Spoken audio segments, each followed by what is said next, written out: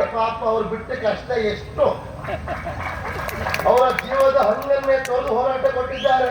ಆ ಪಾಪ ಮಗು ಅಂತ ಗೊತ್ತಾಯ್ತು ನೋಡು.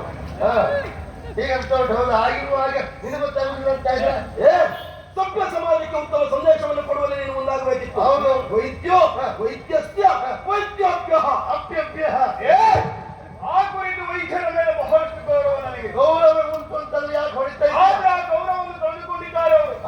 ಯಾಕೆ ಅವರು ಮಾಡಿರುವಂತಹ ಕಾರ್ಯವಿಹಾರ ಏನ್ ತಪ್ಪು ಮಾಡಿದ್ದಾರೆ? ಈಗಾಗಲೇ ಹೊಸದಾಗಿ ಕಂಡು ಹಿಡಿದಂತಹ ಔಷಧ ಎನ್ನುವುದು ಪ್ರಯೋಗ ಮಾಡಿದ ಯಾರ ಮೇಲೆ?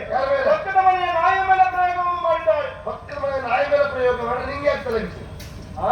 ನಿಂಗೆ ಯಾಕೆ ತಲಗಿಸಿ? ಅವರು ನನ್ನಲ್ಲಿ ದೂರಿಟ್ಟಿದ್ದಾರೆ. ಆ ನಾಯಿ ಏನ್ ಮಾಡ್ತಾ ಉಂಟು ಈಗ? ಎಲ್ಲ ಜನರನ್ನು ಗೊತ್ತಿಗೆ ಹೋಗ್ತಾ ಉಂಟು. ಪ್ರಯೋಗ ಮಾಡುವುದು ನಾಯಿ ಗೊತ್ತಿಲ್ಲಾಗಿತ್ತ? ಯಾರಿಗೂ ಗೊತ್ತಿರಲಾಗಿತ್ತು. ಹೊಗಳದಿಲ್ಲಾಗಿತ್ತ? ಹೊಗಳುವುದೇ ಇಲ್ಲ. ಹಾಗಾದ್ರೆ ನಾಯಿ ಅಲ್ಲ ಅಂತಲೇ ಲೆಕ್ಕ. ನೀ ಇಲ್ಲಿ ಮಂಡಿ ಪೆಟ್ಟು ಮನೆ ಇಲ್ಲೇ ಹೋದ್ರೆ ಮೊದಲು ಕಚ್ಚುದಿಲ್ಲ ಬಗಳುದಿಲ್ಲ ಅಂತ. ಕಚ್ಚುವುದು ಬಗಳುವುದು ನಾಯಿಯ ಅಭ್ಯಾಸ ಸ್ವಭಾವ ಅದು.